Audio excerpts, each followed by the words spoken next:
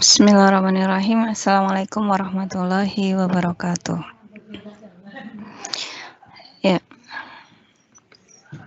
berikut ini adalah video yang Ibu buat untuk disimak bagi anak-anak yang tidak bisa mengikuti PJJ di Microsoft Teams ya dengan berbagai kendala.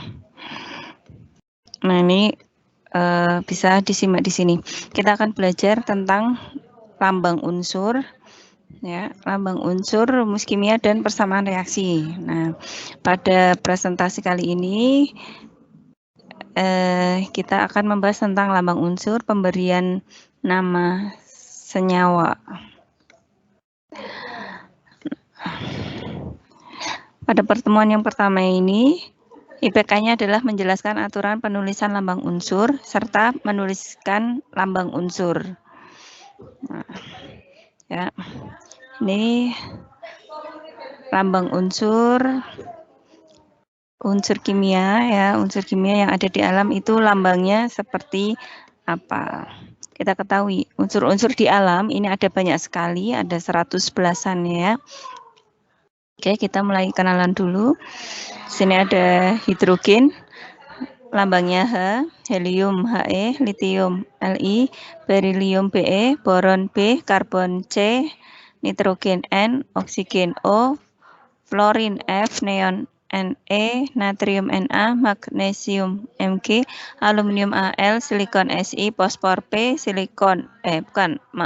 sulfur atau belerang S, klorin Cl, argon Ar, kalium K, kalsium Ca. Ya. Kemudian ada krom di sini Cr, mangan Mn, besi Fe, kobalt Co, Ni nikel, Cu tembaga, Zn seng. Ini sekedar mengenal beberapa nama unsur yang ada di alam. Ya. Seperti yang sudah kita pelajari di bab 1, untuk klasifikasi materi itu dibedakan menjadi 3, ada unsur, senyawa, dan campuran. Unsur adalah zat tunggal yang tidak dapat diuraikan menjadi zat-zat lain yang lebih sederhana melalui reaksi kimia biasa. Ya. Di sini kita bisa lihat di sini untuk logam-logam yang biasa kalian lihat ya di sekitar kalian ada tembaga. Tembaga itu dalamnya kabel ya, Cu di sini.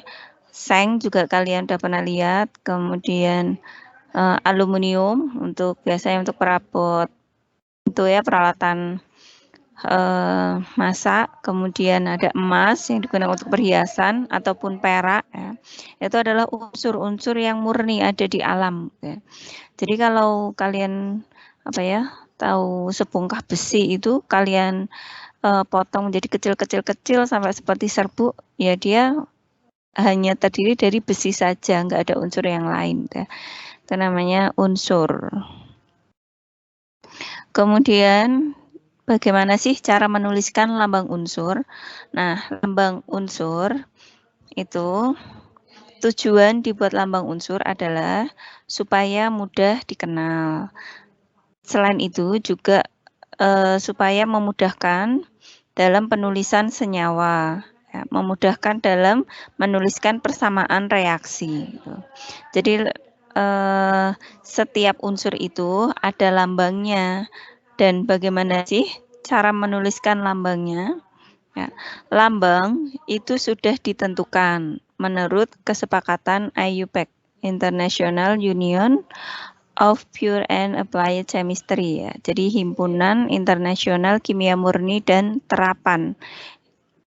Itu sudah ditetapkan. Nah, yang kita pelajari di sini adalah melihat bagaimana sih polanya membuat lambang unsur itu seperti apa. Nah, lambang unsur itu biasanya dituliskan dari huruf pertama dari unsur tersebut. Ini beberapa contoh. Dalam bahasa Indonesia ada karbon, hidrogen, oksigen. Ya. Karbon kalian juga lihat ya. Kalau bakar kayu sampai terbakar seluruhnya itu jadi hitam, itu karbon. Karbohidrat semuanya kalau terbakar jadi arang itu karbon. Dan dalamnya pensil itu ya karbon. Ya. Kalau hidrogen sama oksigen ini unsur yang terkandung di udara, ya, penyusun udara. Nah, sekarang kita lihat nama latinnya. Karbon itu nama latinnya pakainya C, ya, karbonium. Lambangnya itu diambil dari huruf depannya. Jadi dituliskan dengan huruf C besar. Hidrogen, nama latinnya hidrogenium. Oh, huruf pertamanya H, dituliskan dengan H huruf besar. Oksigen, ini oksigenium, ya, ditulis lambangnya adalah O besar. Gitu. Oh, jadi diambil dari huruf yang pertama, dituliskan dengan huruf besar, ya, benar. Ya. Untuk beberapa unsur benar seperti itu. Nah, masalahnya adalah ada banyak unsur yang memiliki huruf pertama yang sama. Contohnya di sini, karbon, kalsium, kadmium, kobalt, klorin, tembaga, kromium. Ini huruf depannya C semuanya, ya. Jadi tidak mungkin jika lambangnya itu C semua. Nah,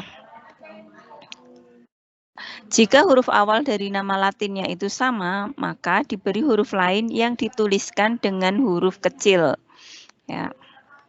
Jadi di sini berlaku juga ilmu perkira-kiraan, ya, perkira-kiraan. Kita lihat, karbon itu dituliskan dengan C, kalsium, ya, dituliskan dengan Ca. Kemudian kadmium itu Cd, kobalt Co, klorin Cl, tembaga atau cuprum Cu, kromium Cr. Jadi diambil salah satu huruf yang lainnya, tapi dituliskan dengan huruf kecil. Nah, khusus untuk unsur-unsur yang baru, pemberian namanya menurut Ayubek yaitu dengan memberi nama akhiran ium pada akhiran asal kata yang menyatakan nomor atomnya. Ya, 1 itu un, 0 itu nil, 5 itu penta, jadi menjadi unil pentium. Ya, ini sekedar tahu saja, kita nggak akan sampai sini. Oke, nah sekarang di sini kita belajar di sini, ya. Latihan tadi, lambang unsur itu diambil dari huruf pertamanya, ya. Kalium, nama latinnya juga kalium sama, pakainya K. Lambang unsurnya apa ini? Kalian mengira-ira, oh kemungkinan K. Nah, ya, jadi kalium itu benar lambangnya K. Kemudian kalsium, ini pakainya Ca, ya tadi udah. Kalau C saja ini karbon, nah kalsium Ca. Emas, aurum, ini apa ini kira ya? Au, gitu. Ya. Jadi kalian di sini sudah paham ya cara menuliskan lambang unsur. Huruf jika hanya terdiri satu huruf saja dituliskan dengan huruf besar. Jika terdiri dari 2 huruf, maka huruf yang pertama ditulis dengan huruf besar, huruf yang kedua dituliskan dengan huruf kecil. Nah, ini untuk latihan. Istilah teka-teki silang yang ada pada lembar kerja. Ini kalian tulis di buku kalian sendiri, ya. Ditulis di sini. Lambang unsur dari B apa? Nah, ini cari browsing bisa atau lihat di tabel periodik unsur. Gitu. Nah, nanti yang ini yang warna abu-abu ini dari angka 1 menurun ini kalian akan tahu siapa sih nama tokoh yang berjasa dalam penamaan unsur dan senyawa, ya. Jadi penamaan unsur itu, ya, ada yang memberi nama siapa tokohnya itu, ya, yang berjasa dalam penamaan unsur. Oke, ini teka-teki silangnya nanti dikerjakan. Selanjutnya, nah, pertemuan yang kedua. Lanjut, Bu. Iya, lanjut aja, ya. Yang pertemuan yang kedua ini kita akan belajar, ya, bagaimana menuliskan rumus kimia dan tata nama senyawa. Ya, senyawa.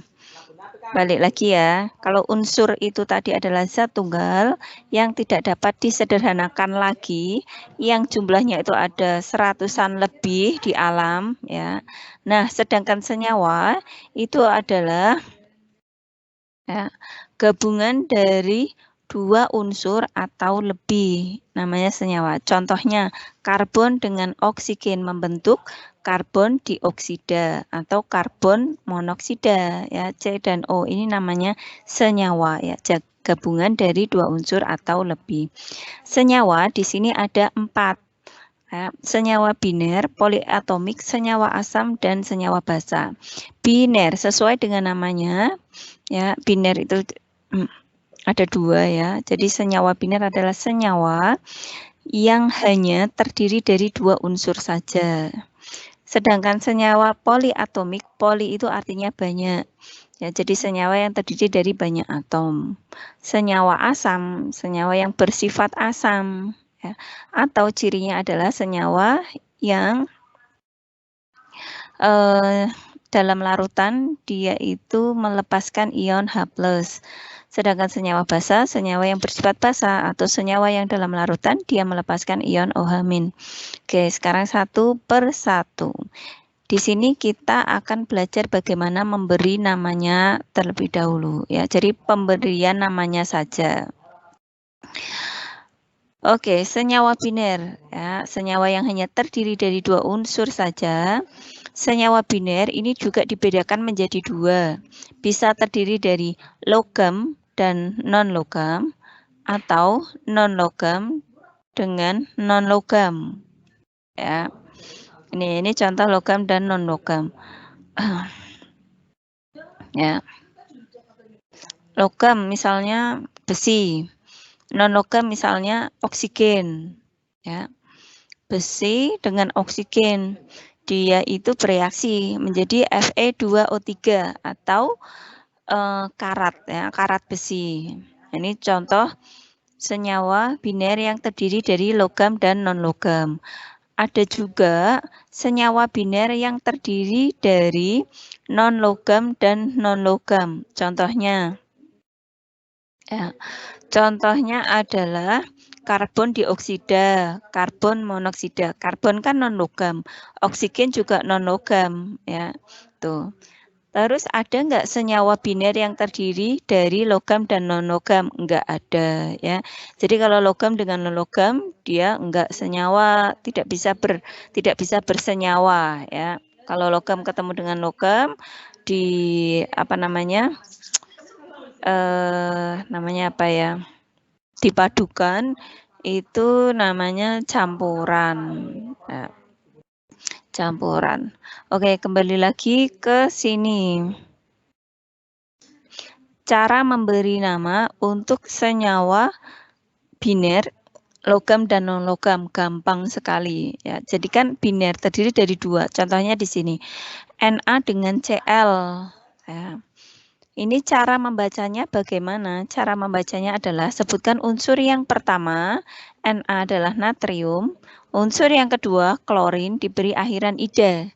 Ya, jadi natrium klorida. Kemudian Li2O. Ya, Li itu litium, O itu oksigen.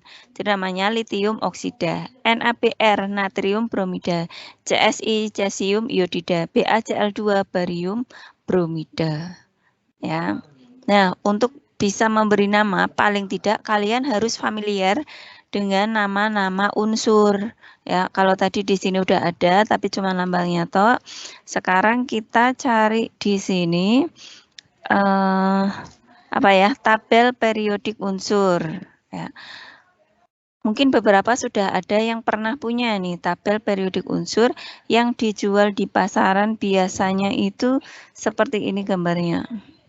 Nah, seperti ini ya.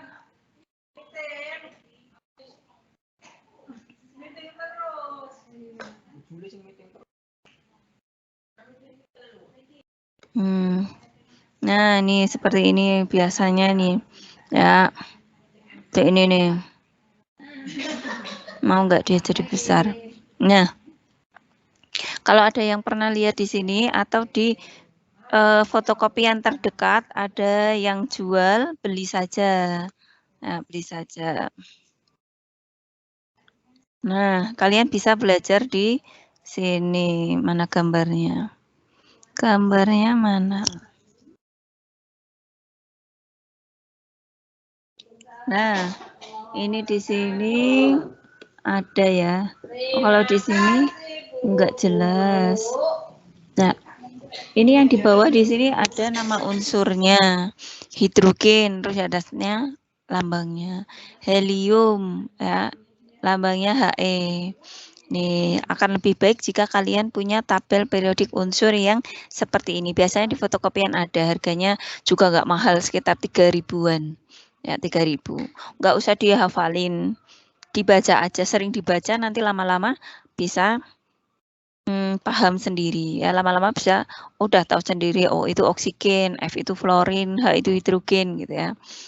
Itu. Nah, terus balik lagi ke sini. Nah, ini ya. Jadi syaratnya untuk memberi nama suatu senyawa ya harus tahu nama-nama unsurnya terlebih dahulu. Kalau nggak tahu ya nyanding. Kalau di fotokopian nggak ada, ya cari di internet, di print gitu ya. Kalau di print nggak jelas, ya ditulis tangan. Ya. Gampang ya. Jadi unsur yang pertama sebutkan BaCl2, Ba barium, Cl klorin. Ya, nama senyawanya diberi akhiran ida menjadi barium klorida. Tuh. Ini enggak usah. Nah, selanjutnya tata nama senyawa biner yang terbentuk dari non-logam dan non-logam. Ya, jumlah unsur pertama dituliskan terlebih dahulu, diikuti dengan nama unsur non-logam yang pertama. Nah, jadi jumlahnya di sini berpengaruh. Ya, berapa jumlah masing-masingnya itu berpengaruh untuk penamaan senyawa biner yang terbentuk dari non-logam dan non-logam. Nah, ini kalau misalnya kita belum hafal nih Bu, unsur yang logam itu yang mana, non-logam yang mana, ya enggak apa-apa. Nanti biasanya pada soal itu diketahui. Contohnya gini, berilah nama senyawa non-logam yang terdiri dari unsur non-logam dan non-logam berikut ini. Itu ya, kuncinya diambil. Oh, non-logam dengan non-logam, berarti jumlahnya itu diperhatikan. Nah, jumlahnya itu seperti apa? Jumlahnya diperhatikan ini menggunakan bahasa Yunani. Kalau 1 itu mono, 2 di, 3 tri, 4 tetra, 5 penta. Ya. Ulangi lagi, 1 mono, 2 di, 3 tri, 4 tetra, 5 penta. Ya. Catatan, 1 itu mono. Untuk logam yang pertama, jika jumlahnya 1 tidak perlu diberi awalan mono. Ya, contoh CO2. Ini kan harusnya monokarbon dioksida. Ya. Ingat ya, ini caranya sama kayak tadi. C itu karbon, O itu oksigen, diberi akhiran ida. Ya. Karena O-nya ini ada 2, berarti dioksida. Ya. Jadi namanya bukan monokarbon dioksida, tetapi karbon dioksida. Contohnya lagi, N2O3. 2 itu di, ya. N itu nitrogen, 3 itu tri, O itu oksigen, diberi akhiran ida menjadi dinitrogen trioksida. Ya. Itu adalah cara pemberian nama senyawa biner. Selanjutnya, senyawa poliatomik, senyawa yang terdiri dari beberapa atom. Ya, poli kan banyak. Nah, ini kita mengenal beberapa senyawa, beberapa ion poliatom. Ya, nih. NH4+, ini bacanya adalah amonium. Ya, ClO2 min, ini ion klorid. ClO3 min, ini ion klorat. NO3 min, ion nitrat. SO42 min, ion sulfat. Dihafalin enggak Bu? Enggak perlu dihafalin. Kalau ini yang sering keluar ini. Ya. Ion sulfat, SO4, ini sulfat. Ini yang sering keluar. Ya. Dah yang lainnya enggak perlu dihafalin, enggak apa-apa. Nah, jadi jika NH4Cl, NH4 itu amonium, Cl itu klorin, mendapat akhiran ida menjadi amonium klorida. Ya. NaClO2, Na natrium, ClO2 itu klorid, natrium klorid. NaClO3 natrium klorat, NaNO3 natrium nitrat, Na2SO4 natrium sulfat. Ya. Selanjutnya, senyawa asam. Senyawa asam adalah senyawa yang bersifat asam. Untuk lebih jelasnya, ini nanti ada babnya sendiri ya. Kita di sini hanya mempelajari cara pemberian nama senyawanya saja. Nah, senyawa asam adalah senyawa yang mengandung ion H+. Ya. Jadi, jika ada senyawa yang depannya itu ada H, ya, ini adalah salah satu ciri bahwa senyawa itu bersifat asam. Dan pemberian namanya pun itu juga hanya ini bukan dibaca dengan hidrogen, tetapi dibaca dengan asam. Ya. HCl, asam. Oh, sorry. Ya, HCl, asam klorida. Ya. HBr, asam bromida. Ya. HF hanya dibaca asam. F-nya itu apa? Fluorin. Ya. Fluorin diberi akhiran ida menjadi fluorida. Ya. HI hanya asam. I itu iodin. Ya. Iodin diberi akhiran ida yang menjadi iodida.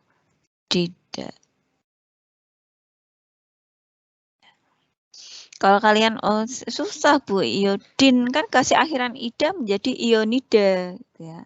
Ya enggak apa-apa, kalian jawab ionida ya enggak apa-apa ya. Lazimnya ini iodida, nanti kelamaan bisa benar sendiri. H2S, H2S hanya itu asam, S-nya itu sulfur, sulfur mendapat akhiran ida menjadi sulfida. Ya, SO4 ini yang Ibu bilang tadi sering keluar. Jadi SO4 itu sulfat. Oke. Selanjutnya, senyawa basa. Senyawa basa. Senyawa basa adalah senyawa yang mengandung ion OH-. Nah, OH-nya di sini dibacanya adalah ion hidroksida. Ya. Jadi bukan oksigen hidrogen, enggak. OH bacanya adalah hidroksida. BaOH 2 kali barium hidroksida. KOH kalium hidroksida. NaOH natrium hidroksida. CaOH 2 kali.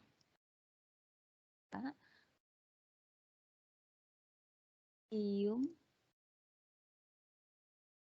tidak. LiOH litium hidro. COH 2 kali.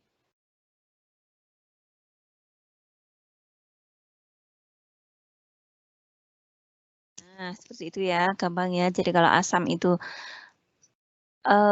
hanya dibaca asam, kalau senyawa basa OH-nya dibaca hidroksida. Nah, sampai di sini kita sudah belajar ya. Tadi ada mengenal beberapa nama unsur, kemudian unsur dan lambangnya, kemudian bagaimana cara menuliskan lambang unsur. Jika satu huruf dituliskan dengan huruf kapital, jika dua huruf maka dituliskan yang pertama huruf besar, yang kedua huruf kecil. Ya. Kemudian memberi nama senyawa dari senyawa biner. Jika senyawa biner terdiri dari logam dan non-logam, sebutkan unsur yang pertama, diikuti dengan unsur yang kedua, diberi akhiran ida.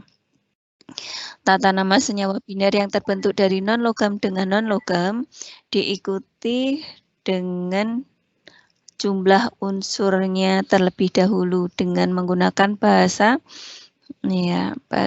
Latin. Mono di tritetrapenta. Kemudian memberi nama senyawa asam dan memberi nama senyawa basa. Oke, sampai di sini dulu. Semoga bisa dipahami.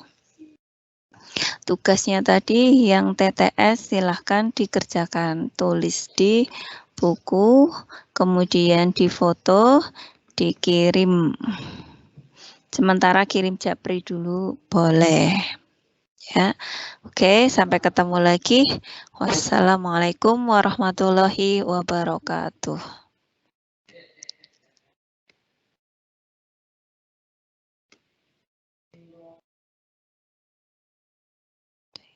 Ding, ding, ding, ding.